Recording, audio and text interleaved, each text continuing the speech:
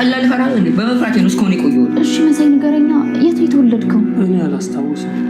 የዛን የማስታውሰው የ5 ዓመት ልጅ እንደነበር ብቻ። እሺ በ5 ዓመት ሴት ነበር? አላውቀውም አልኩሽ። የምትኮሪበት ዳሌና ሰውነትሽ መልክሽ እኮ ፈረሱ አፈር ለመሆን 1 ሳምንት ብቻ በቂ ነው። እና በዚህ ምክንያት ነው የተጣላሁት። ልጁን ለምን አላመጣው? መጀመሪያ ገንዘቤን መልሱልኝ። ስንት ዓመት ለፍቻ ያጠራቀምኩትን ገንዘብ እኛ ወደምንል ቦታ ይዘው መምጣት አለብህ። ገንዘቡ ይሰጣል። ገንዘብ በጣም ነው የምትወደው አይደል? ይኸውልህ ወንድሜ፣ ገንዘብንም የማያደርገው ነገር የለም። ገንዘብ ካለ ትከበራለህ። ገንዘብ ካለ እውቀት ባይኖርህ ራሱ ትደመጣለህ። የገዛ እናትህ እንኳን ገንዘብ ካለ ከሌሎቹ አስበልጣ ነው የምትወድ። ታውቃለህ ዝና ራሱ እንዴት እንደሚንቅ። እኔ ተቀጣሪ ነኝ። ለገንዘብ ብለህ የራስህን ሰዎች አሳልፈህ ስትሰጥ የሚከፍል ሰው ራሱ ይንቃል። ታዲያ እሱ እኔን ምን አገባኝ? እኔ የምፈልገው ገንዘብ ብቻ። እውነት ለመናገር ባገባ ደስ ይለኛል። እና ምን ያዘ?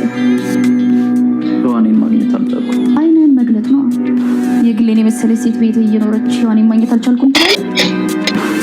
የግሌ እኮ ሾጥ ያደርጋታል። ከኔ ጋር ደግሞ አነስማማ። በዛ ላይ ብስለት ይጎላታል። እኔ የምፈልገው ረጋ ያለች፣ ምናልባትም እንዳንቺ አይነት ሴት ከተገኘች እሞክራለሁ። እኔ ሰሞትን የግሌ ብሰማ ምን የሚፈጠር ይመስላችኋል? ውይ አይሆንም፣ እንዳትናገር። ግን ይሰማል። እነግራታለሁ። እኔ ሰው ላይ ግፍ ሲሰራ ማየትም መስማት አልፈልግም።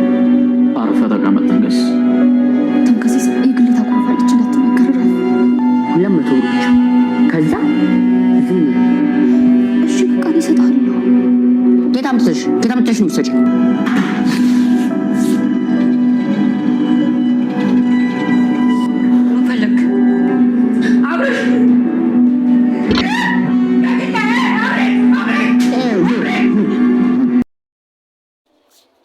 ሰላም እንደምን አላችሁ? የትህትና ድራማ ተከታታዮች በያላችሁበት ሰላማችሁ ይብዛ እያልኩ እንግዲህ ዛሬ በትህትና ድራማ በአዲስ ክፍል መጥቻለሁ ማለት ነው። እንግዲህ ባለፈው ክፍል እንደተመለከታችሁ ትህትና ከቤት ልትወጣ ሽኝት ሊደረግላት ምናምን ነበረ ማለት ነው። እውነት ዛሬ ክፍል ሊደረግላት ወይስ ምንድነው የሚሆነው የሚለውን ነበር ያየነው ማለት ነው። እንግዲህ በዛሬው ክፍል ትህትና አልሄደችም። ቤት ብትቆይስ ማለት እዚህ ብትሆኝስ ሄደሽ የምታርፊበት ከሌለሽ መሰሪው ነገር ከሌለሽ እኛ ጋር ብትቀመጭስ ምናምን ብለዋታል ማለት ነው። እንግዲህ እሷም እሺ ብላ እዚህ ለመቀመጥ ወስናለች ማለት ነው። ሌላው ፓርት ደግሞ እንግዲህ እንትና ነው ያማነው መሳይ ነው። መሳይ ለምንድን ነው ልጁን አሳልፎ ሊሰጥ ነበረ ማለት ነው። ማለት ናይጄሪያዎች ፈልጉታል ተብለው ይዘህና ተብሎ ነበረ ማለት ነው። ይዞ ለመሄድ ዝግጁ ነበረ ማለት ነው። እንግዲህ ልጁን ይዞ ሲሄድ እንትን ከባለፈው በኋላ አላምናም፣ ለምንድን ነው ይዘኸኝ የምትሄደው? ምን ፈልገህ ነው ምናምን እያለው ነበር ማለት ነው። እኔ ምንም አልፈለኩም፣ ጀስት ጋብዤ ትመለሳለህ፣ ከዛ በቃ አለቀ። ብር ከየት አምጥተህ ነው የምትጋብዘኝ ምናምን ሲለው ችግር የለውም ምናምን አለ። አይ እኔ አላምንም፣ ልመለስ ነው በቃ እኔ አላምንም ማለት በቃ እንደዛ ከሆነ የሆነውን ነገር ልወስድ ያልኩበትን ቦታ እንድነግር ብር ስጠኝና ልንገርህ አለው። እሺ ብሎ ኪስ ውስጥ ያለውን ስጠኝ አለው። 200 ብር ሰጥሃለሁ ሲለው 500 ብር አድርግልኝ አለው። ይሻለዋል። 500 ብር ከፈለ። 500 ብር ከከፈለ በኋላ እነዚህና ናይጄሪያዊ ይፈልጉታል ብለውኝ ነው ከዛ አምጠው ብለውኝ ነው ልወስድህ ነበረ ከነሱ ምናምን ሲለው ከዛ ለምንድን ነው ምናምን ሲሉ ሊሰው መሰለኝ ለጥንቆላ ምናምን አለ። ከዛ በቃ እሱም ወደ ቤት ተመለሰ። ፈርቶ በጣም ፈርቶ ወደ ቤት ተመለሰ ማለት ነው። እንግዲህ ደንግጦ አብርሽን እየተጨቀጨቀው ነበር። ምንድን ነው እንደዚህ ይፈልጉሃል ተባሉ። ከዛ ለስተኛ አልጠቆርኩብህም ምናምን በጣም ደንግጦ ሾክዶ ነው ማለት ነው። እንግዲህ አንተ ለምንድን ነው እንደዚህ ይፈልገውሃል ብሎ ነገረኝ መሳይ ምናምን ሲለው አይ እንዳንተ አይነት ሰው ሲሆን ቅንድቡ የተጋጠመ ሰው ነው የሚፈልጉት ምናምን አሉ። ከዛ ቅንድቡ የተጋጠመ ሰው ነው የሚፈልጉት እኔንም ፈልገውኛል ምናምን ብሎ ነገረው ማለት ነው። እንግዲህ ሸዋት ትፍራ ምናምን አለው። ኢቭን ያቺ ማነው ስም የግሌ ግን ፈታ የምታደርጋቸው የግሌ እና ገልሙ ማለት ነው እንዴት ፈታ እንደሚያደርጉ የምር እና የና ምስር ገዝተህልኝ ና ምናምን ስትለው አልሄድም ብሎ ገገመባት ማለት ነው።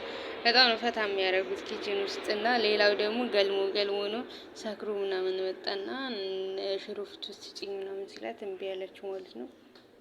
ከዛ መርዝ ጠባሪኬ ነው መሰጥህ ምናምን ስትለው ሰጥቀምሽማ ነካ አላረጋት ምናምን ሲላት በቃ እሺ እንደዛ ከሆነ ስቶቡን ለኩስልኝ ከዛ በኋላ እኔ እንትን እልልሃለሁ እኔ ፈተፍትልሃለሁ ምናምን ስትለው ሽሮፍት ትኩስ ስቶቭ አይፈልግም ምናምን ሲላት አይ እንደዛ ሳይሆን እኔ ፈልጌ ነው ስትለው እንግዲህ ሊለኩስ በሄደበት ታይም እንግዲህ ተንዘፍዝፎ ኤሌክትሪክ ነዝሮት ወድቋል ማለት ነው።